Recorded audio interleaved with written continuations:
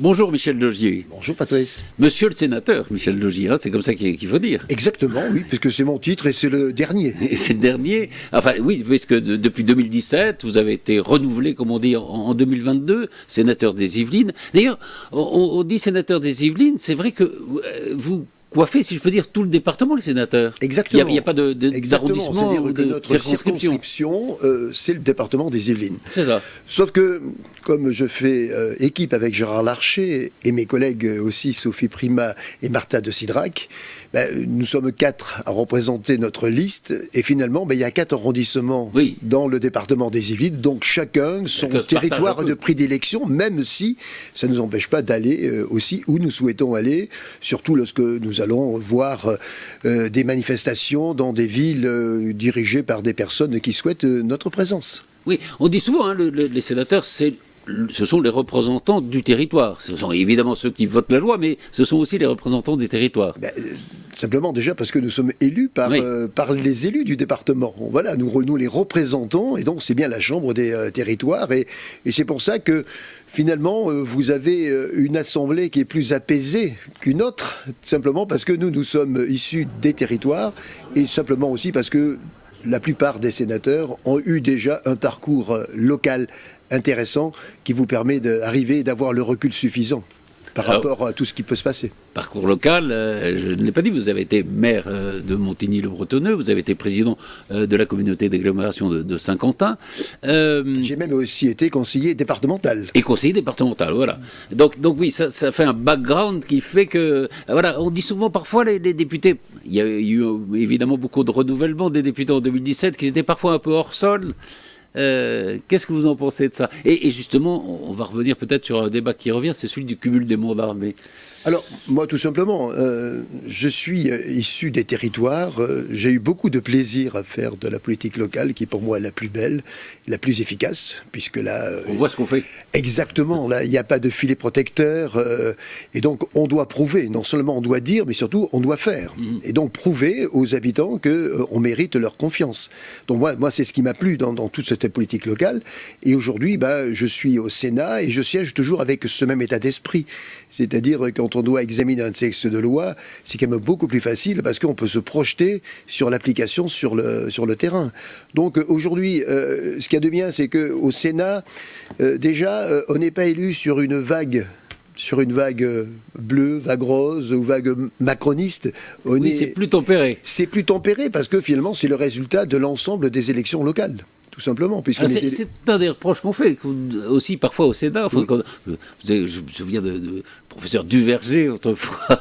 Il disait justement, oui, il y a un petit retard entre les élections sénatoriales et puis l'état de l'opinion. Oh, je pense pas. Non, je pense pas. Parce que, je veux dire, finalement, l'expression démocratique, elle s'applique surtout aussi sur les élections locales. Et donc, finalement, nous sommes élus par les élus locaux. Donc on est bien dans l'application de la démocratie. Et quand on a une élection nationale, on peut avoir effectivement des événements perturbateurs qui vont orienter plus ou moins votre vote, alors que ce n'est pas le cas lorsqu'on est au niveau local. Donc nous, on a cette force-là, c'est-à-dire que nous avons l'expérience, ce que certains députés ne peuvent pas dire. Je n'ai rien contre les députés, je les respecte, j'ai des collègues députés, ce sont mes collègues avec qui je travaille aussi, sauf qu'effectivement, on n'a pas le même parcours, et puis on n'a pas aussi les mêmes bases, et moi surtout, je pense, quand on est au Parlement, bien qu'on doit savoir ce qui se passe sur le terrain, et quand on était élu local, on reste toujours implanté. On reste toujours implanté, on n'a pas besoin de faire le tour. Vous connaissez tous les élus locaux. Je connais, oui, c'est ça. La force qui est la mienne aujourd'hui, ou de toute mon équipe avec Gérard Larcher, c'est qu'on est implanté dans les Yvelines depuis longtemps, donc on connaît tout le monde. Et les élus n'ont pas besoin de se manifester, ils nous passent un petit coup de fil et on essaie de régler. 06. Tous, bien sûr, parce que finalement, avant d'être des élus, ce sont des des copains de parcours. Oui, voilà, tout simplement. On était ensemble, on a partagé les mêmes difficultés, on parle le même langage, ce qui est quand même essentiel. Et donc, comme ça, on peut faire évoluer les choses, et c'est pour ça que c'est plus facile.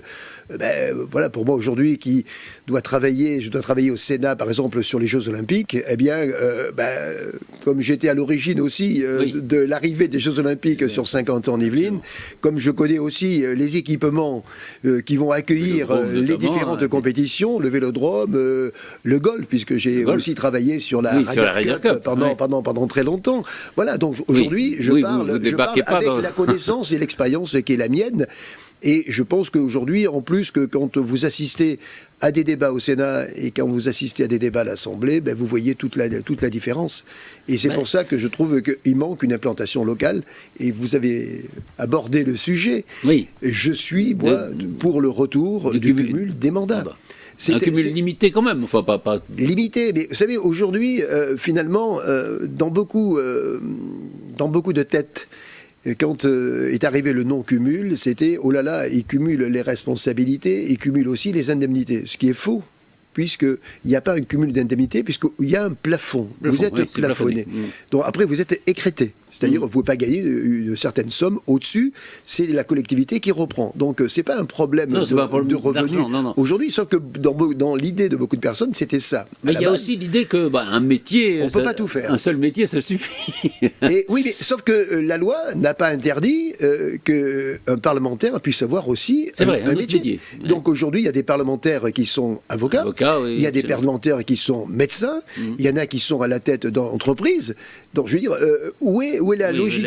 Où est la logique ? Ou alors on est parlementaire, ou alors, où la loi vous limite à votre mandat de parlementaire, ou alors il faut changer. Et moi, finalement, changer, c'est l'implantation qui est importante, c'est la connaissance des dossiers. Vous savez, quand vous êtes maire d'une commune, vous devez aborder la totalité des sujets, la totalité des dossiers, et surtout, vous êtes en contact direct avec votre population. Donc le pouls du pays, vous l'avez directement dans votre commune. Alors, on ne va pas virer votre successeur, Laurent Mercœur, pas du tout. Mais je ne parle pas pour moi. Non, je ne parle pas. Je ne reviendrai jamais aux affaires locales. Absolument. Voilà. Mais comme vous avez occupé les deux fonctions, c'est intéressant de savoir.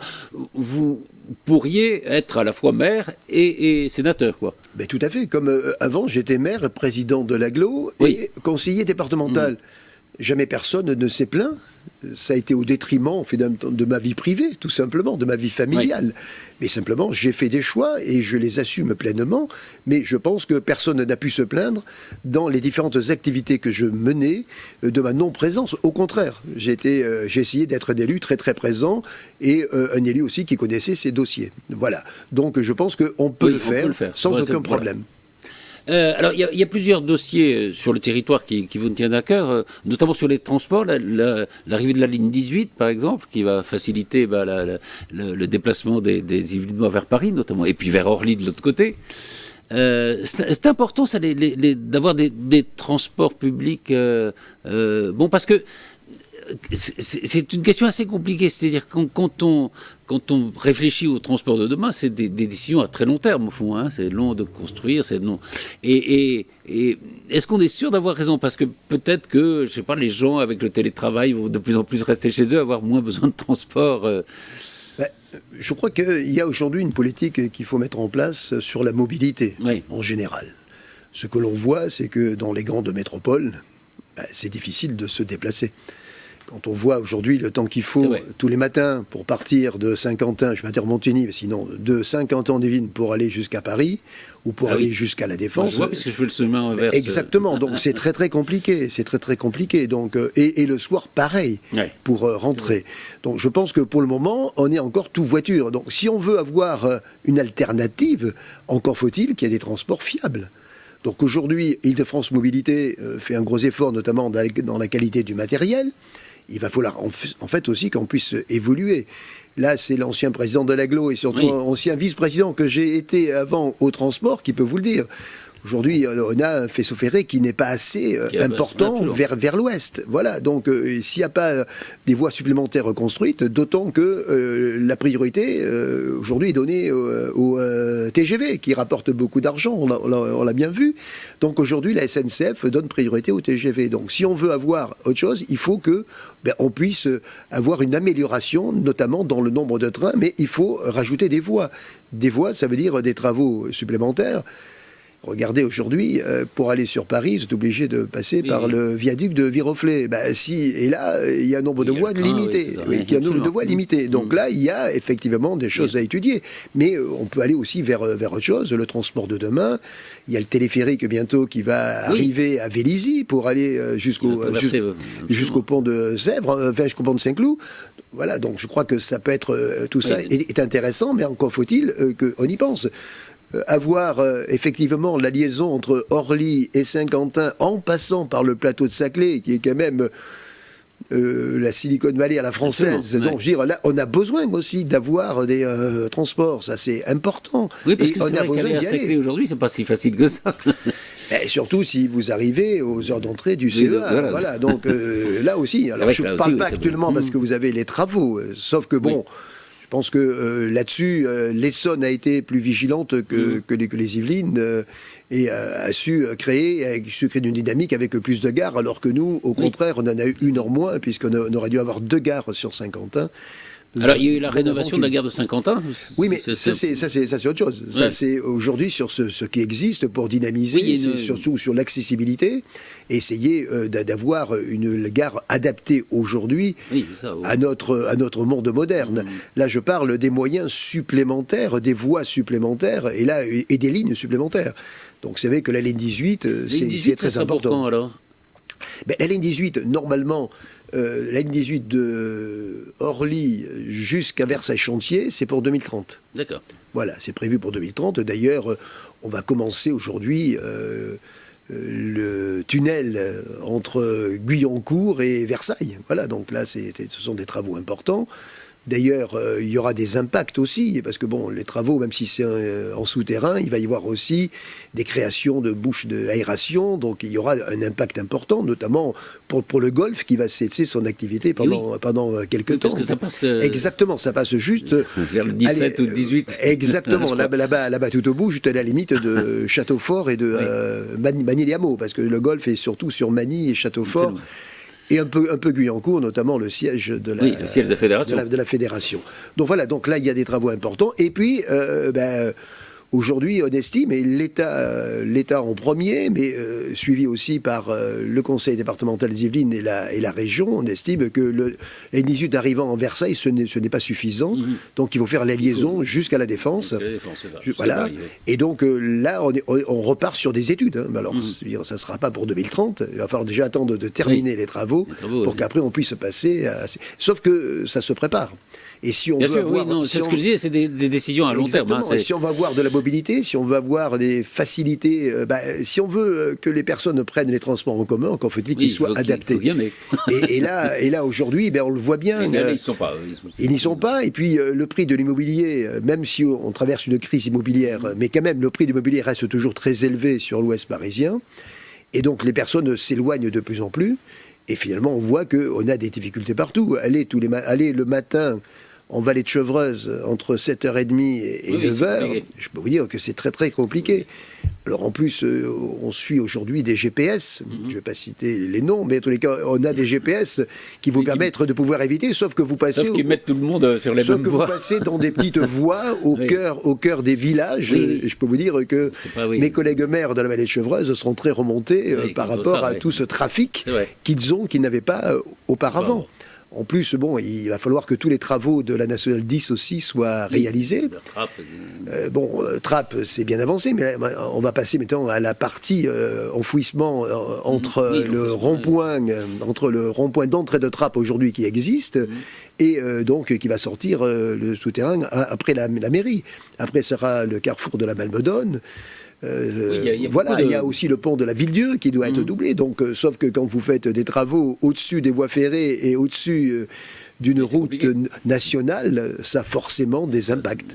Voilà, donc il faut s'attendre aussi. Donc du coup, quand vous avez quelques impacts, quand vous avez un ralentissement dans la circulation, on prend des itinéraires bis.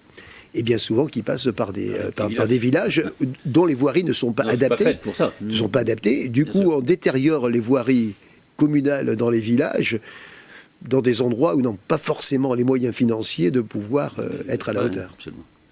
Autre sujet alors qui concerne la France entière, mais aussi ce territoire et dont vous préoccupez particulièrement, puisque vous dites, c'est vrai que vous avez été aussi à l'origine de ça, ce sont les Jeux Olympiques. Et vous avez d'ailleurs posé une question tout récemment à Madame Oudéa Castéra pour dire, est-ce qu'on est vraiment prêt ? Alors, quel est votre sentiment, vous ? Alors, moi, le sentiment, au niveau sportif, on est prêt. Oui. Au niveau sportif, on est prêt. On parle de sécurité, les équipements aujourd'hui existent. Certains vont être livrés très très prochainement. Donc, moi, j'ai pas de souci sur le plan sportif. Ce qui m'inquiète aujourd'hui, c'est la sécurité. C'est ça. Ça va être le grand enjeu, non ? Exactement, c'est le grand enjeu. Et on voit bien.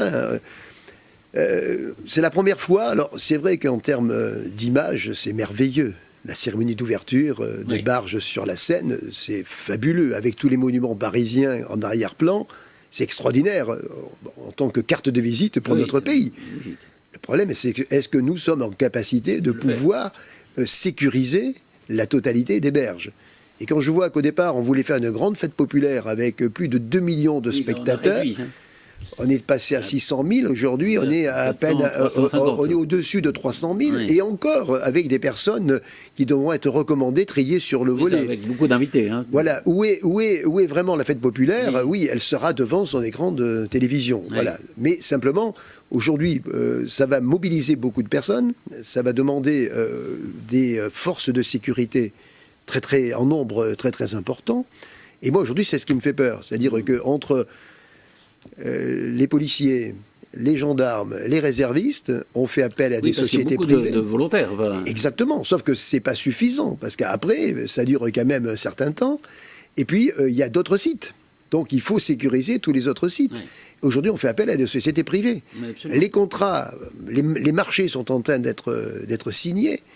Le problème, moi, ce qui m'inquiète, c'est que ces sociétés, aujourd'hui, n'ont pas le nombre suffisant de collaborateurs, donc ils vont être obligés de recruter. Mais recruter, mais il faut se former. Je veux dire, on n'arrive pas comme ça sur un site qui va accueillir beaucoup de monde, et surtout... On ne devient pas spécialiste de la sécurité exactement, du jour au lendemain. Ouais. Il y a beaucoup de sociétés qui forment, mais c'est vrai que... Moi, ce qui me fait peur, c'est ça, plutôt. Est-ce qu'on sera prêt là-dessus ? Exactement. Alors après, il y a des endroits qui sont plus faciles à sécuriser. Le vélodrome, c'est un peu plus simple. C'est peut-être plus simple dans les Yvelines qu'à Paris, non ? La seule crainte que j'ai aujourd'hui, c'est par exemple sur le golf. Ah oui ? Et oui, parce que le golf, vous avez quand même une superficie énorme. Énorme. Et en sachant que la fédération est bien au courant, la fédération fait un travail formidable. La seule chose, c'est qu'à partir du 15 juin, elle remet les clés du site au CIO. Voilà, donc c'est ça surtout, c'est qu'on va avoir affaire à des personnes qui vont arriver avec une méconnaissance du terrain. Voilà, moi ce qui me fait peur, c'est ça. C'est pareil sur le vélodrome, la fédération laisse ses bureaux, laisse ses clés, et c'est pareil, ce sont les organisateurs qui arrivent et qui prennent place. Donc moi aujourd'hui, c'est la sécurité. Et c'est aussi, j'allais dire, on a parlé, la mobilité. Oui, alors c'est vrai que l'impact est moins important. Moins important dans les Yvelines, hein, probablement. Oui, c'est moins important dans les Yvelines. Puis un peu plus à Versailles. Plus à Versailles, mais parce que c'est une petite ville au fond. Ouais. Voilà. Non, mais le problème de Versailles, c'est que tous les axes routiers arrivent vers le château. Oui, c'est ça. Voilà. Donc là, il n'y a pas beaucoup de place. Et après, vous n'avez qu'une seule route qui longe. C'est la route, c'est la nationale 10 entre Versailles et Saint-Cyr-l'École. J'ai entendu un élu de Versailles qui dit conseiller aux Versaillais, si vous pouvez partir avec votre voiture pendant les JO. ça c'est le science de facilité, mais je veux dire, ça va se faire. Pas tout le monde va rester pour assister aux Jeux Olympiques. Oui. Mais justement, il y a un petit scepticisme quand même dans l'opinion par rapport à ces JO. Alors, vous pensez que c'est un réflexe très français ou vous comprenez un peu ce scepticisme? Je pense que c'est toujours très très français. Vous savez, moi j'ai des débats au Sénat justement avec mes collègues de province qui se plaignent que, toujours au niveau sécurité, que finalement les forces vont être mobilisées pour les JO alors qu'eux vont organiser des festivals. Oui, ça va être plus compliqué. Eux vont organiser des festivals et qui seront moins sécurisés. Moi, simplement, j'essaie d'être pragmatique, comme je l'ai toujours été. On a les Jeux Olympiques une fois tous les 100 ans. Voilà. Dire, bon, pour les gens, c'est une fois dans la vie, quoi. Exact, dire, bon, nous, on va vivre un truc extraordinaire. Sauf que, bon, je veux dire, je ne sais pas quand est-ce que nos enfants, nos petits-enfants vont pouvoir le vivre. Ça, si on ne peut pas faire l'effort pendant un mois, en plus, c'est la période quand même. Oui, c'est les vacances, hein. Où la région parisienne se vide. Oui, où la région parisienne se vide. Donc je pense que l'impact sera moins important que ce que l'on pense au niveau des mobilités. Absolument. Alors après, ben oui, il y a toujours des effets collatéraux. Oui, bien sûr. Quand, vous voyez, on aura cette chance-là aussi dans les Yvelines, d'avoir les 2 épreuves gratuites. Oui. Le cyclisme sur route et le marathon. Et le marathon, oui, qui va prendre le circuit du Paris-Versailles, et donc qui va passer par Viroflay, qui va venir jusqu'à Versailles, qui repart après sur Paris. Les 2 épreuves gratuites donc seront dans les Yvelines. Oui. Donc ça sera populaire et tout. Mais on sait très bien que ce jour-là, il y aura un impact effectivement sur la circulation.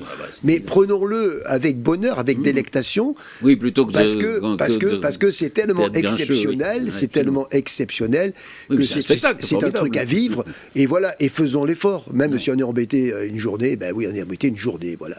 Vous irez voir des épreuves, vous ? Écoutez, j'espère pouvoir y aller. De toute façon, pour le moment, vous savez, c'est pas parce que je suis sénateur que j'ai mes places attribuées. Ah non, pas du tout, je suis pas encore. mais bon, je pense que mes anciennes fonctions et mes rapports avec les différentes fédérations feront que je pourrai quand même être présent. Notamment, peut-être pas à la cérémonie d'ouverture, mais au moins pour quelques épreuves ici sur Saint-Quentin. Voilà, le vélodrome, quand on l'a construit, à l'origine c'était pour Paris 2012, je vous rappelle. Voilà. Donc c'est bien, on n'aura pas eu de Paris 2012, mais on a Paris 2024 et on a le vélodrome qui a déjà accueilli les grandes compétitions, championnat du monde, championnat d'Europe. Donc on est rodé à ce genre de choses. Et mais vivre les Jeux Olympiques, j'étais à Londres, moi en 2012, j'étais à Londres, et c'est toujours impressionnant parce que c'est encore autre chose. Voilà, les Jeux Olympiques, ça reste quelque chose de mythique dans la tête des personnes et ça fait partie quand même, c'est la 2e, je crois, compétition au monde la plus suivie dans le monde entier. Exactement. Alors, avant d'aborder le rôle du Sénat, un mot sur votre parcours. Vous êtes d'Aix-en-Provence, c'est ça ? Je suis né à Aix-en-Provence, mais je suis originaire d'un petit village de Provence. Vous êtes provençal, quoi. Enfin, je suis provençal, voilà, et je le revendique, voilà, je l'ai jamais oublié. Et puis voilà, je suis moi du pays de Pagnol. D'accord. C'est bien, voilà. Et comme je suis passionné de la lecture de Pagnol, je n'en lasse jamais. Voilà, tout ce que on peut voir, on peut vivre. D'accent encore, d'ailleurs. Toujours un petit peu, mais bon, ça fait 46 ans que je suis en région parisienne, et donc en plus j'étais obligé de le gommer un petit peu. Cet accent, puisque j'ai fait de la radio. Oui. Et à l'époque, Jean-Michel Apathy n'aurait jamais pu percer. Vous voyez ce que je veux dire ? C'est vrai que c'était pas bien vu, quoi, les accents. Non, c'était pas bien vu. Il fallait gommer son accent. Oui, alors qu'aujourd'hui, je pense qu'on représente des territoires. Mais bon, et après, quand vous avez des prises de parole en public aussi, maintenant ça fait partie. Je contrôle un peu mon accent. Voilà.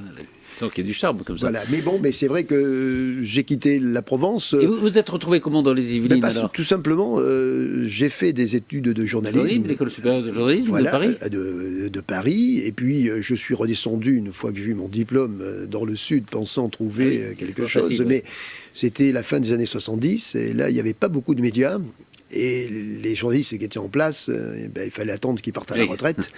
Ou qu'ils aient malheureusement un accident de la vie. Donc, je suis remonté sur Paris parce que j'avais des relations et j'avais du boulot. Voilà, donc je suis remonté. Et puis j'ai emmené mon épouse avec moi, et voilà, les choses se sont faites comme ça. Et puis un jour, entre différents médias dans lesquels j'ai collaboré, je suis rentré aux Nouvelles de Versailles. Nouvelles de Versailles, voilà, oui. À CVS. Et de là, Roland Faure, qui était à l'époque le directeur du journal, a créé... Qui était le président de Radio France. Qui a été le président de Radio France, a créé cette radio, voilà, a créé cette radio qui s'appelait CVS. Et donc, il m'a demandé, puisqu'à l'époque j'étais le directeur des sports, des nouvelles, entre autres, et donc il m'a demandé de venir animer une émission de sport. Et c'est comme ça que j'ai pris des cours pour passer à la radio.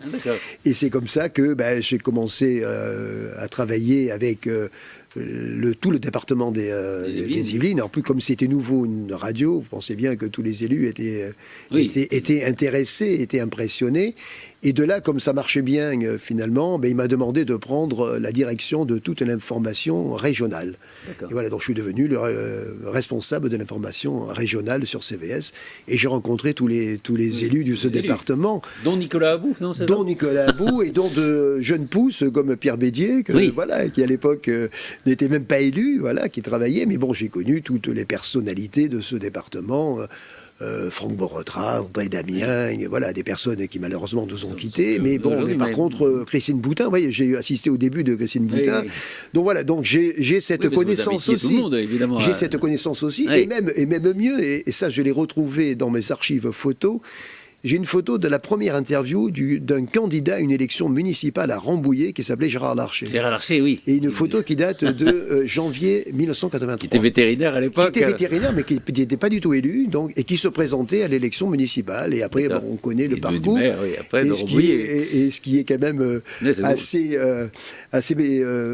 marrant, c'est qu'on se retrouve toutes ces années après, ensemble, sur une même liste au sénatorial, alors qu'au départ, j'étais journaliste et il était face à moi, donc à CVS, et je l'interviewais sur son projet pour la ville de Rambouillet. Voilà. Et comme ça, un jour, Nicolas Abou est venu me voir, me dire, non, c'est pas tout à fait ça. Je suis venu habiter à Montigny-Bretonneux parce que je voulais devenir propriétaire, parce que je payais un loyer... tous les mois, c'était pas tout à fait dans ma conception des choses. Et j'ai trouvé à Montigny une maison qui correspondait à mes moyens de l'époque. Voilà, et je me suis intégré dans Montigny. Et là, Nicolas Bou est venu me chercher en me disant, voilà, la ville aujourd'hui... c'est un village encore. Voilà, c'était une petite ville, c'était un gros village. Je me dis, voilà, ça se développe et j'ai besoin de structurer aujourd'hui. Donc, venez travailler avec moi, etc. etc. Alors bon... Au départ, vous réfléchissez un petit peu, parce que vous avez une carte de presse, vous pensez qu'à la carte de presse, toute votre vie, vous en devez rêver. Donc, et puis bon, j'ai fait le choix, et finalement, je ne le regrette pas. Non, et voilà. Et donc, ça a changé votre vie. Exactement, ça a complètement changé ma vie. Mais après, il y a eu le parcours que vous connaissez. Oui, alors après, vous devenez directeur de cabinet de Nicolas Abou. J'étais directeur de cabinet de Nicolas Abou. Premier adjoint ensuite. Après, premier adjoint. Et puis, Nicolas Abou étant réélu au Sénat, il m'a proposé, il m'a dit, voilà, Michel, dans toute l'équipe, vous faites partie des quelques-uns qui sont capables de voir le prendre. Est-ce que vous êtes intéressé ? Et voilà, et bon, je suis parti dans cette belle aventure à la tête de la ville de Montigny. Et c'était encore 2004 ? C'était en 2004, voilà, mais bon, en 2004, sauf que, vous savez, il y a un gap entre être adjoint c'est pas pareil, et être maire. C'est pas du tout la même chose. Et voilà, et donc je me suis retrouvé maire de cette ville, et puis ensuite les habitants me l'ont bien rendu, puisque... Mais comme dit votre ami Larcher, à portée d'engueulade. Exactement, oui, mais moi j'ai toujours assumé, d'être à portée d'engueulade, parce que je suis quelqu'un de très proche. Oui. Mais alors, il y a portée d'engueulade, et puis il y a les violences qu'on voit aujourd'hui contre les élus. Je pense que les choses... C'est un climat qui a encore évolué. Oui. Enfin, moi je vois en tous les cas que... l'exercice aujourd'hui à la tête d'une ville est tout à fait différent. Moi, j'ai eu la chance d'être à la tête d'une ville, d'une équipe, à la tête d'une majorité, je veux dire, très très large. Je sais travailler avec tout le monde, et surtout la présence sur le terrain et être au contact de mes habitants. La seule chose, c'est que quand vous êtes maire d'une ville, on vous dit que vous ayez des moyens. Moi, il y a quelques années, en 2004 par exemple, je suis arrivé, j'avais la possibilité de pouvoir agir sur les différentes taxes. Oui, ce qui n'est plus la taxe d'habitation, le foncier, etc., etc. Donc j'avais les moyens de pouvoir agir. Ce qui n'est plus le cas aujourd'hui. Oui. Aujourd'hui, vous devez attendre que la loi de finances soit votée et que l'État veuille bien vous dire ce que vous allez toucher. Ce qui c'est très très compliqué, et d'autant que vous avez ensuite plein de choses et vous êtes dans l'obligation de suivre. Donc vous avez des obligations et vous n'avez pas les moyens financiers qui vont avec. Heureusement que nous sommes aujourd'hui déjà dans un département plutôt bien, même si cette année il y aura des soucis au niveau des finances du département, puisque les droits de mutation, quand vous perdez 140 millions, quand vous perdez 140 millions, vous êtes obligé de redéfinir les aides de différentes communes, donc il y aura moins d'aides cette année. J'espère que ce sera le plus court possible, parce que heureusement, nous avions un département... L'immobilier a l'air de reprendre un peu, donc... On verra ça, vous savez, moi je suis comme saint Thomas, on fera le compte à la fin. On va voir si les taux vont baisser. On fera c'est une expression, voilà... On comptait les bouses à la fin de la foire. Voilà. Donc là, c'est attendre vraiment comment ça va se passer. Mais heureusement aussi que nous sommes dans une agglomération importante, l'agglomération de Saint-Quentin, qui, avec un pacte financier qui permet aux communes aussi d'avoir une certaine stabilité. Oui. Et puis heureusement aussi qu'on a toujours une dynamique économique. Et, oui, c'est ça, il y a beaucoup d'entreprises. Il y a toujours d'entreprises. Et regardez, moi, ce qui me fait plaisir, c'est que quand une entreprise veut partir, elle reste quand même sur le territoire. Je parle de Airbus, par exemple, qui était sur Elancourt, qui va arriver à Montigny. Donc, on voit bien qu'aujourd'hui, les entreprises sont attachées. Il y a un effort d'ailleurs pour garder Airbus. Hein, exactement, parce que Airbus aurait pu partir ailleurs. Airbus, en plus, vous savez, il y a beaucoup de collectivités qui auraient aimé accueillir Airbus sur ces terres. Là, aujourd'hui, on a réussi à garder Airbus, comme il y a quelques temps aussi, on avait réussi à garder le BMW sur le territoire unimontain. Voilà, donc je pense que c'est ça aussi qui fait cette force-là, cette dynamique-là. Mais vous le voyez aussi parce que vous êtes obligé de toujours prendre votre bâton de pèlerin, aller taper aux portes. Et puis surtout aussi garder cette attractivité. Vous l'avez avec la mobilité, avec la gare aujourd'hui complètement rénovée. Oui. Vous l'avez aussi aujourd'hui avec la rénovation de l'hypercentre de Montigny. Vous avez déjà vu à la place de l'immeuble de la Poste, comme on appelait, vous avez aujourd'hui un très bel immeuble moderne. Vous avez aujourd'hui l'anneau rouge qui va disparaître et qui va encore donner une attractivité très très importante. Donc tout ça, c'est du travail de longue haleine. Et c'est pour ça que je tire mon chapeau et je félicite vraiment tous ceux qui sont là à la tâche. Vous êtes toujours regardez toujours ce qui se passe à Montigny. Je suis très présent à Montigny. Oui. J'ai encore un appartement à Montigny, même si je partage aussi avec Paris. Mais je suis très attaché au territoire, même si aujourd'hui je suis très très satisfait de la façon dont la ville est gérée. Et Laurent Berker, pour moi, fait un travail extraordinaire. Il a su prendre le relais sans aucun problème.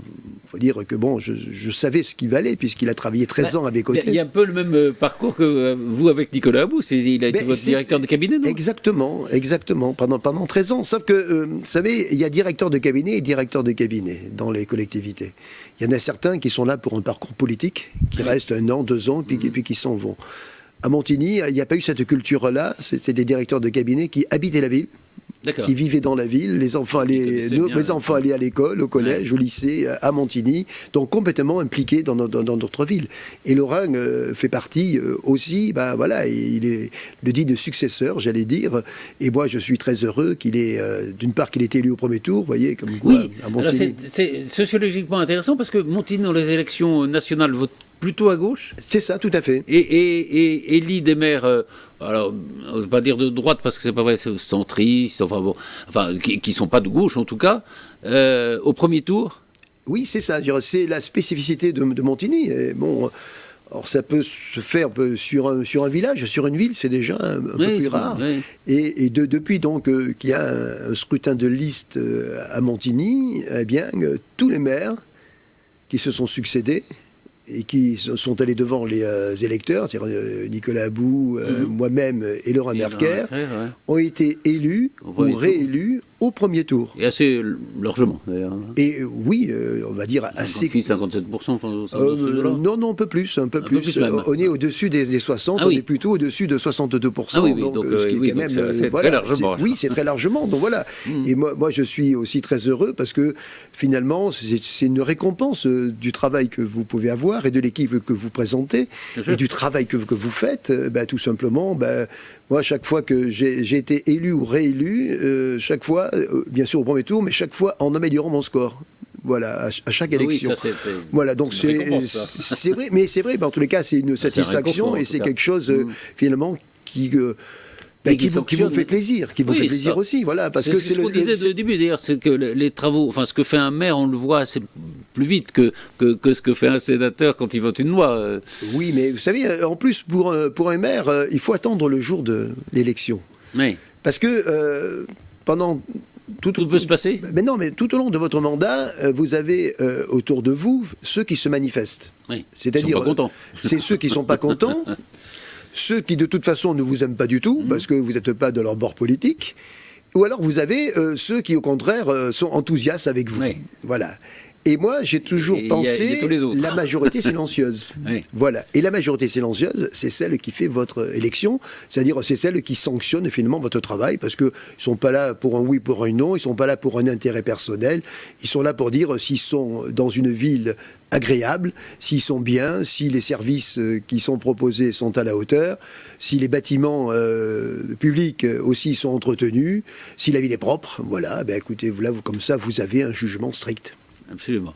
Et puis vous avez été président aussi de l'agglomération de Saint-Quentin. Vous continuez de suivre ici, évidemment. Bien sûr, je continue à suivre. Et là, on est dans une. Ce que vous disiez, c'est vrai que c'est une agglomération avec beaucoup d'entreprises qui sont implantées, qui est assez dynamique, qui est très dynamique, très novatrice. Vous savez, déjà, c'est une agglomération qui est déjà particulière, puisqu'on est issu d'une ville nouvelle. Oui, absolument. Voilà, donc c'est déjà particulier par rapport à toutes les autres que vous avez, même dans le département des Yvelines. On a fait partie donc de la ville nouvelle et on est ensuite aujourd'hui dans ce qui a été fait. Et ce qui a été fait, on est parti d'une page blanche, puisque je vous rappelle que l'État avait exproprié tous les propriétaires agricoles pour construire une ville. Et c'est une des rares villes nouvelles qui a bien réussi d'ailleurs. Parce qu'il y a eu un équilibre quand même. Il y a eu un équilibre entre l'économique et le résidentiel. Et puis il y a eu aussi sur la globalité, je parle, parce que bon, il y a des villes qui ont fait des choix différents, mais en tout cas, il y a des équilibres aussi au niveau de l'habitat entre le pavillonnaire et les immeubles. Et les immeubles, voilà. Donc, je pense qu'aujourd'hui, on peut dire que de manière globale, c'est une belle réussite. Et puis surtout, on a aussi des grands noms. Des grands noms de l'industrie, voilà, qui sont là.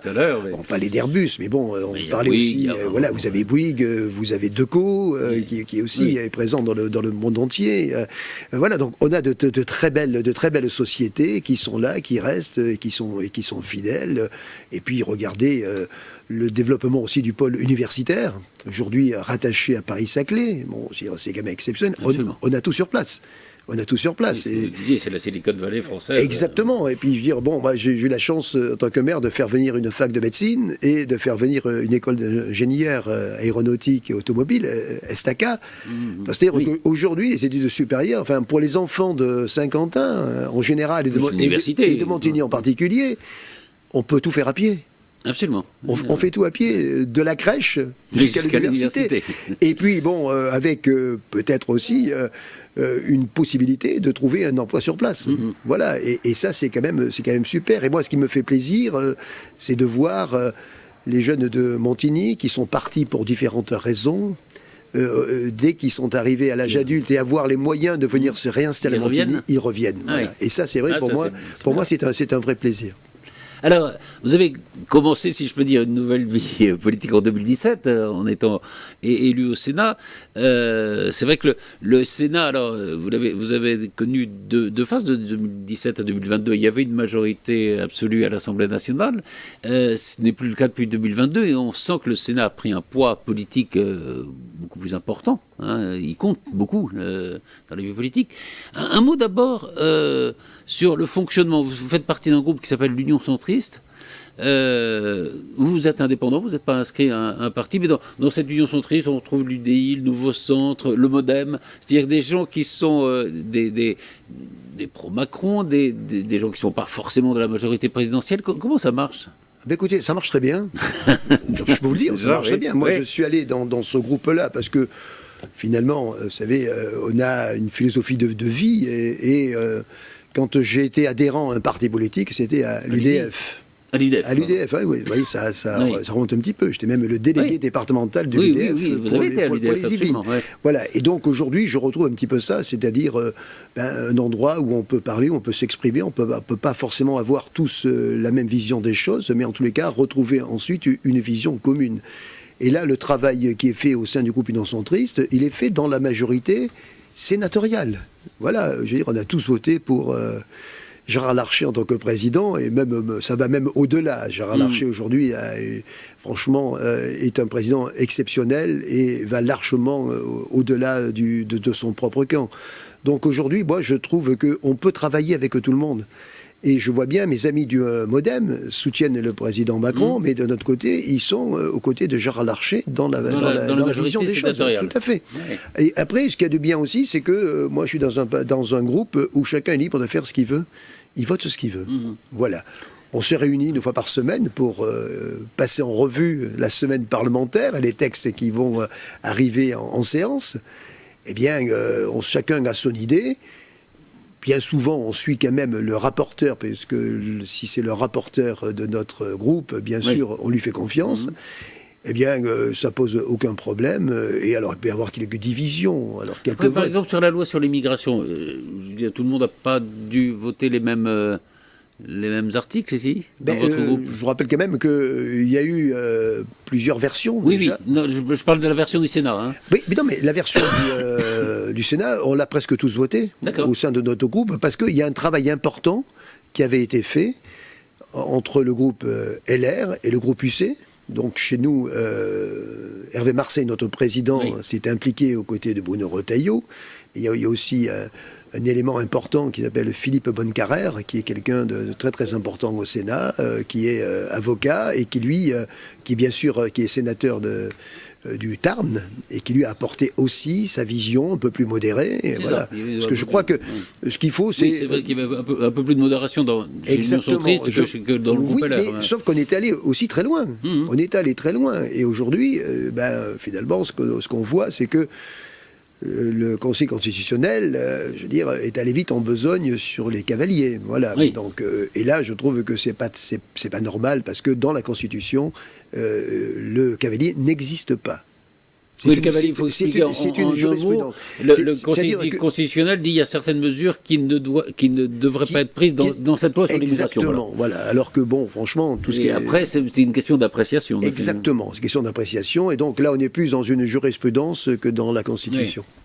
Vous avez accueilli un nouveau sénateur, je crois, qui s'appelle Paul Toussaint Parigi, qui est un Corse. Un Corse, indépendantiste. Indépendantiste. Et justement, vous allez discuter bientôt du projet de l'autonomie de la Corse.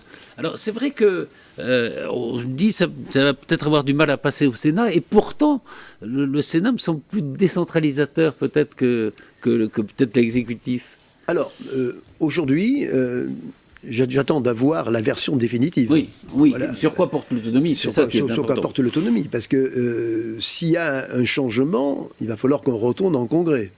Oui, parce que c'est un changement de la Constitution. Exactement. Absolument. Donc, ce qu'il faut voir là aujourd'hui... Est-ce que c'est l'égalité de tous? Est-ce que c'est voilà. Oui, mais bon, après, c'est aussi voir... Alors, pour le moment, il y a un accord entre le gouvernement et certains partis corses. Pas avec tous. Donc aujourd'hui, c'est pas l'unanimité. Le texte ne fait pas l'unanimité. C'est compliqué d'avoir une unanimité en Corse. D'accord. Non mais ça aurait été plus simple. Ça aurait été plus simple. Or, c'est pas du tout cette chose-là. Et la deuxième chose après, c'est toujours l'étude d'impact qu'il faut voir. Redonner un peu plus d'autonomie sur certaines décisions au Parlement corse. Pourquoi pas? Sauf qu'il faut voir après les conséquences. Oui. Et jusqu'où s'étend cette autonomie? Jusqu'où s'étend l'autonomie. Et après, si on l'accorde à la Corse, il y a déjà les Bretons qui se sont manifestés. Demain, ce seront les Basques voilà, qui vont arriver. Les Ch'tis, pourquoi pas. Les Alsaciens. Voilà, c'est ça, il faut aussi qu'on mesure. On ne peut pas ouvrir la boîte de Pandore. Voilà. Oui. Donc, il y a un moment, il faut savoir être raisonnable. Qu'on puisse faire évoluer un statut, pourquoi pas. Mais attendons. Moi, en tous les cas, je ne peux pas me prononcer tant qu'il n'y a pas un texte définitif. Et c'est pareil pour tous les sujets sociétaux que nous avons en ce moment. Tant qu'on n'a pas le texte, c'est un petit peu compliqué. Et regardez, par exemple, sur l'Ukraine, on a eu une déclaration du Premier ministre, alors que l'accord a déjà été signé. Oui. Cherchez l'erreur. Non mais, après, il y a un moment, là, vous voyez, on est dans une période préélectorale de l'élection européenne. Donc là, on fait feu de tout bois sous des sujets sociétaux qui peuvent diviser. Alors, vous parlez de la fin de vie, par exemple. Voilà, aujourd'hui, on met la fin de vie. Attendez, je pense qu'il y avait des moments peut-être un peu plus propices à discuter de la fin de vie que dans une période préélectorale. On va rentrer dans une campagne électorale, et là, ce sont vraiment des sujets... Oui, ça heurte les élections, d'ailleurs, européennes. C'est vrai que... Attendez, ça va être examiné à l'Assemblée la dernière semaine de mai, c'est-à-dire une semaine avant, quelques jours avant l'élection européenne. Je trouve franchement là qu'il y a un peu de mauvaise foi en ce moment. En même temps, c'est des sujets sur lesquels il y a beaucoup de... c'est pas forcément des sujets politiques au sens, c'est-à-dire que chacun peut avoir sociétaux, mais chacun peut avoir sa propre opinion. Là, ça va être très très compliqué d'avoir une unanimité. Oui, bien sûr. Voilà, sauf que ce qu'il faut regarder aujourd'hui, c'est que on peut pas. Moi, j'aime bien un débat dans un climat apaisé. Oui, c'est vrai que là, il y a des enjeux. L'IVG, l'année dernière, on n'était pas dans un climat apaisé. C'était, franchement, là, c'était à grands coups de canon, où tu es pour ou tu es contre, etc. Non, franchement, c'était pas ça du tout. C'est pour ça que il y a un an, j'avais voté contre. Oui. Aujourd'hui, j'ai évolué. Pourquoi ? Parce que le texte a évolué. Et qu'aujourd'hui... On n'a pas le droit à mettre liberté, c'est ça ? Exactement, voilà. Aujourd'hui, le texte a évolué. Et deuxièmement, on a eu un débat serein. Le Sénat a évolué. Je veux dire, on a vu, le vote du Sénat le vote du Congrès a été assez massif. Oui, je veux dire, là, il y a bien. Mais même le vote du Sénat. Le vote du Sénat, oui, absolument. Alors qu'à l'origine, Gérard Larcher, notamment, Retailleau, étaient très opposés. Alors, vous savez. Pour des raisons constitutionnelles, pas parce qu'ils étaient opposés à l'avortement. Alors, après, il y a des convictions personnelles. Oui. Et après, Gérard, lui, c'est toujours le président du Sénat, lui a toujours fait part de son inquiétude par rapport à la Constitution. Oui, disons, ça ne doit pas être un catalogue de droits sociétaux. Exactement. D'autant que la loi est là. Elle est là depuis Simone Veil. Voilà, donc il n'y a aucun souci. Mais moi, je vais au-delà. Aujourd'hui, je trouve que il faut marcher avec sa société, avec l'évolution de sa société, et reconnaître ce droit pour les femmes une fois pour toutes. C'est gravé dans la Constitution.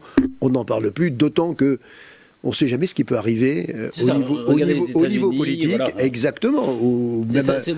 L'argument selon lequel le droit à l'IVG n'est pas en danger aujourd'hui, c'est pas forcément un argument. Voilà, mais moi, plus que ça, ce qui n'est pas normal aujourd'hui, c'est que très bien, la Constitution, aujourd'hui, l'IVG est dans la Constitution. Sauf qu'aujourd'hui, il n'y a pas de praticiens. C'est ça le vrai souci aujourd'hui. Est-ce que les femmes qui veulent avoir recours à l'IVG peuvent le faire ? Je ne sais pas si vous savez, mais en France, il y a 12 départements où il n'y a plus de gynécologue. Donc c'est ça aujourd'hui le vrai problème. C'est pas le tout d'avoir, vous savez, c'est comme... Un principe, oui. Oui, les principes, c'est très bien, mais après encore faut-il avoir les moyens. Ouais. Et là, dans l'IVG, moi aujourd'hui, ce que je souhaite, c'est qu'on mette des moyens pour que les femmes qui doivent subir un tel acte puissent le faire en toute sérénité avec des professionnels, tout simplement, et qui soit accessible. Et pas comme aujourd'hui, où c'est très très compliqué, très complexe. Et je vous dis, mettons des moyens. La fin de vie, ça sera aussi un débat très très important, où chacun aussi va pouvoir juger. C'est une conviction personnelle. De l'intime à la loi, ce qui est toujours très compliqué. Sauf que là, aujourd'hui, j'attends déjà le texte, parce qu'on en parle beaucoup, mais c'est le Conseil d'État qui doit voir un petit peu ce qui doit rester, ce qui ne doit pas rester. On va voir ce qui va nous arriver au Sénat. D'autant qu'après, ce sera en première lecture à l'Assemblée, donc on va voir après, nous, comment on va recevoir le texte venant de notre Assemblée. Simplement, là, c'est encore pareil. Aujourd'hui, on manque de moyens pour les soins palliatifs. Oui. Donc, mais je veux dire, vous voyez, on est toujours là, sur les grands principes. Le principe, c'est bien, oui, après, il faut pouvoir les appliquer. Mettre les moyens. Ouais. On met les moyens. Alors, il semblerait, je dis bien il semblerait, parce que moi, tant que je n'ai pas le texte sous les yeux définitif, qu'on mette 1 milliard pour les soins palliatifs. Oui, absolument. Oui. c'est en pleine contradiction avec ce qui se fait en ce moment, puisque le ministre des Finances est en un plan d'austérité de 10 milliards. Et c'est pas suffisant, puisque il y a quelques jours, nous étions avec la Cour des comptes, et on voit que la France a une trajectoire qui est complètement folle, et donc il faut revenir. C'est un vrai problème. Mais attendez, c'est ça le vrai problème. Le vrai problème aujourd'hui, c'est que le ministre des Finances annonce une réduction du budget de 10 milliards, chose qu'on avait proposée au Sénat lors du vote de la loi de finances au mois de décembre. C'est pas si vieux que ça. Qui a été refusé, parce qu'avec le 49.3, ils ont mis ce qu'ils avaient envie dans la loi. Et aujourd'hui, ils reviennent aux préconisations du Sénat. Ça serait bien de temps en temps qu'ils écoutent un petit peu et pas penser qu'il n'y a qu'eux qui détiennent toute la vérité. Sauf que là, ils peuvent le faire sur les lois de finances avec le 49.3. Ils n'ont pas la possibilité de le faire sur d'autres textes de loi. Ils n'ont droit qu'à utiliser qu'une seule fois dans toute la mandature. Donc, je veux dire, on est là, et depuis qu'on annonce les 10 milliards de réduction, on voit 1 milliard pour les soins palliatifs, 3 milliards pour l'Ukraine, etc. Il y a un moment, je veux dire, les Français n'y comprennent plus rien. Les Français n'y comprennent plus rien. Et puis, les Français ont peut-être compris qu'il suffisait de manifester pour obtenir. C'est pas comme ça qu'on gère un pays au doigt mouillé. On est dans une situation financière très, très complexe, parce qu'avec une dette de 3100 ou 3200 milliards, oui, mais on se dit même 10 milliards, c'est une goutte d'eau presque. Oui, c'est une goutte d'eau, mais qui se rajoute, je veux dire, à tout le reste.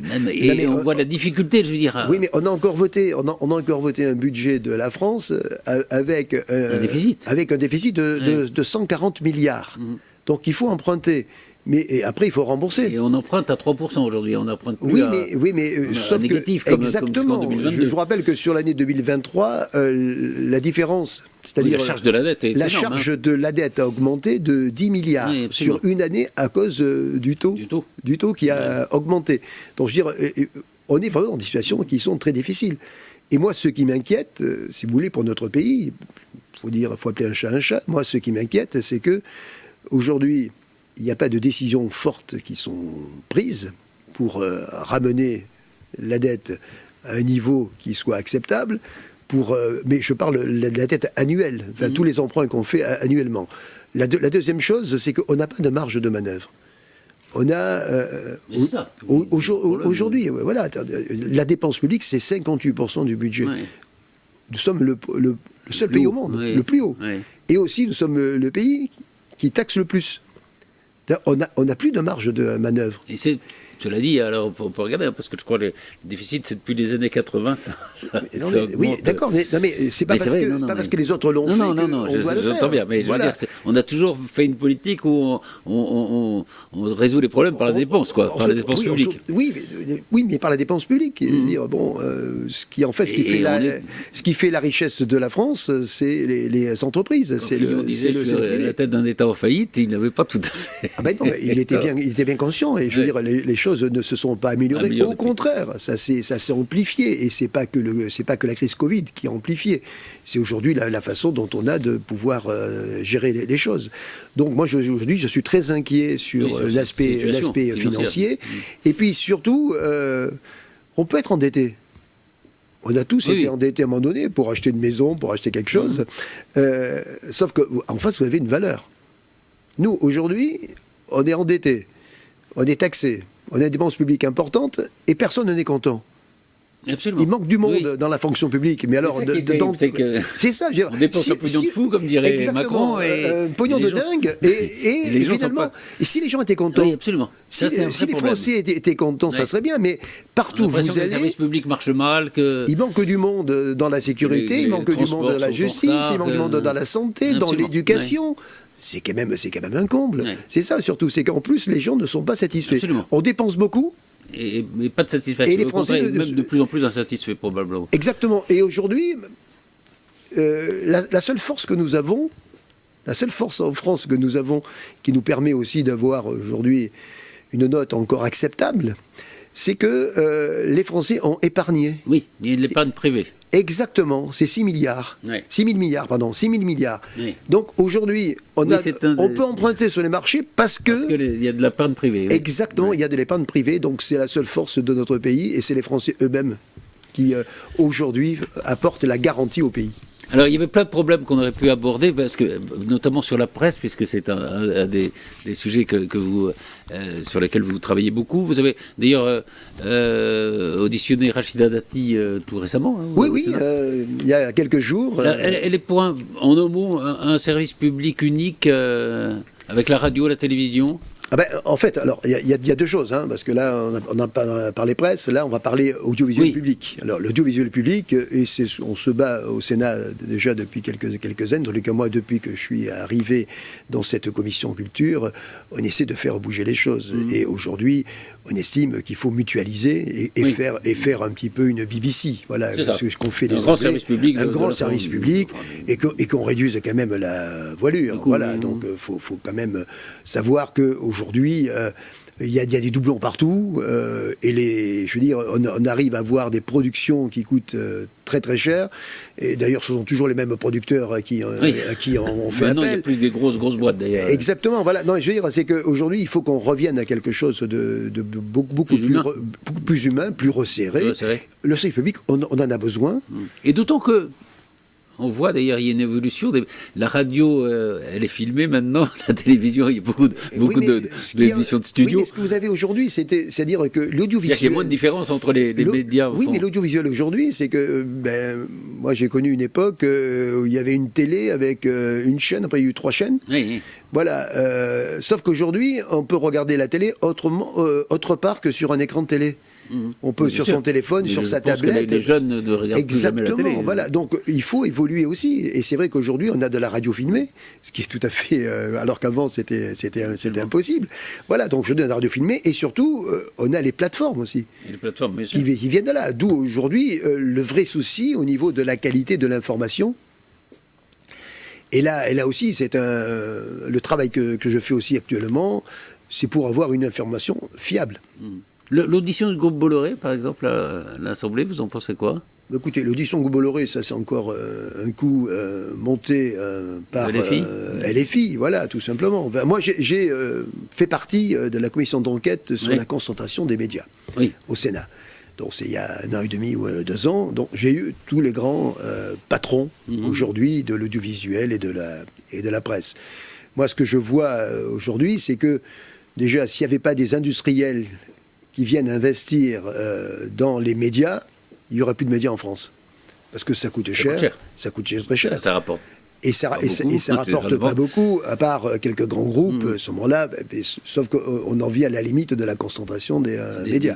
Si on veut lutter contre les plateformes, encore faut-il avoir des médias puissants. Voilà. Ce que je vois, par exemple, dans la presse écrite, c'est que s'il n'y a pas des industriels qui investissent en presse écrite, elle n'existe plus. Bien sûr. Elle n'existe plus. Or, là, on a des règles bien strictes sur la pluralité, puisque l'État accompagne les journaux dans la pluralité, parce que sinon il n'y aurait pas, je prends les 2 extrêmes, il n'y aurait pas l'Humanité, il n'y aurait pas la Croix, c'est impossible, ils n'arrivent pas à financer leur parution. S'il n'y a pas des aides de l'État, c'est impossible. Donc dans le cadre de la pluralité, on apporte une contribution. Et j'y veille toutes les années, puisque au Sénat, je suis le rapporteur du budget de la presse. De notre côté, ça n'existe pas, par exemple, dans l'audiovisuel. Alors, l'audiovisuel, aujourd'hui, les chaînes info et chaînes d'opinion. Pourquoi il y a des journaux d'opinion ? Pourquoi il n'y aurait pas des chaînes d'opinion ? Pourquoi, aujourd'hui, on veut sanctionner qu'une seule vision des choses ? Vous voyez ce que je veux dire ? Et ça correspond au cahier des charges ? Alors, le cahier de l'ARCOM Non, mais l'ARCOM, à ce moment-là, il faut être vigilant partout. Et je veux dire, le problème aujourd'hui, c'est que c'est très compliqué sur les chaînes info. Oui. Parce que on a du mal à faire la différence. Quand même, On a du mal à faire la différence entre un journaliste, entre un chroniqueur, un éditorialiste et un invité. Un invité, absolument. Donc c'est pas du tout la même chose. Et donc là aujourd'hui, certains, alors en plus c'est repris par les réseaux. Oui, donc il y a des personnes qui s'expriment en leur nom propre. Rappelez-vous pendant la crise Covid. les experts, enfin plutôt les pseudo-experts. Les faux experts, oui. Voilà, je ne suis pas médecin, mais... Exactement, qui sont venus et qui avaient vraiment... qui savaient tout. Qui savaient tout, ce qu'il fallait faire, etc., qui donnaient des leçons à tout le monde. Donc voilà, aujourd'hui, il faut faire cette différence-là, et surtout, ce qui est dramatique, ce sont les réseaux sociaux. Oui. Mais c'est un des dangers, c'est-à-dire que... il va falloir qu'on se quitte, donc je vais vite, mais on entend un peu tout et n'importe quoi, quand même. Et tout est mis sur le même niveau. Voilà, il n'y a pas de hiérarchie. Il y a de moins en moins de hiérarchie entre les événements, de moins de hiérarchie entre les opinions. L'opinion d'un expert vaut pas plus que l'opinion d'un citoyen lambda. C'est un des problèmes quand même. Moi, ce qui me gêne un peu, c'est la course à l'information, la course au scoop. Au scoop, à l'événement. À l'événement et la course à la phrase qui va faire le buzz. Voilà, c'est ça surtout. Et moi, c'est ce qui me gêne aujourd'hui. Et surtout, je plaide aussi pour une éducation aux médias. Oui, parce qu'on n'aborde pas les médias de n'importe comment. Et quand je vois aujourd'hui, autour de moi, certains de mes amis ou leurs enfants qui me sortent des informations, je veux dire, qui ne sont absolument pas vérifiées, mais en plus, ils y croient à 100%. Quand on voit les réseaux, le complotisme, etc. Exactement. Et en plus, en sachant que des puissances étrangères ils sont derrière. Interviennent, etc. Donc aujourd'hui, on est manipulé.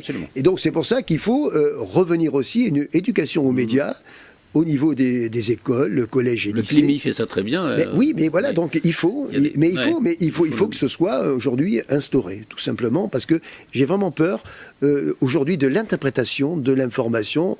Moi qui ai une formation de journaliste, avant de publier quelque chose, je vérifiais mes informations. Exactement. Aujourd'hui, on ne vérifie plus rien, puisqu'on cite finalement, j'ai vu, sur tel site, on a dit ça. Oui. Voilà, dire sans vérifier. Qui l'a dit, tout ça, on s'en fout. Exactement. Un mot pour conclure sur les européennes. Vous savez pour qui vous allez voter ? Pas encore. J'attends. Mais attendez. Vous êtes à la campagne ? Non, pour le moment, je regarde les forces en présence, déjà. Quelles seront les unions qui vont se faire ? Enfin, en tous les cas, s'il n'y a pas d'union plus importante que ça, on connaît déjà le résultat à l'avance. Après, il y aura la composition des listes. Attendez, c'est aussi important.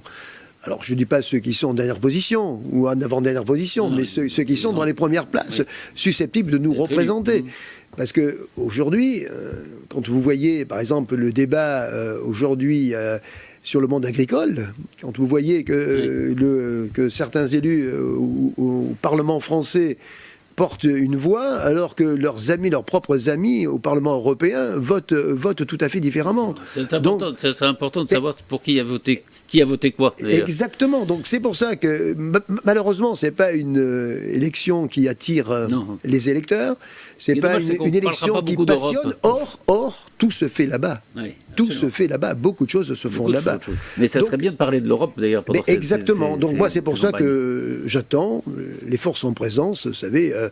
On a jusque début juin, voilà. C'est une élection où les choses décident généralement un peu vers la fin.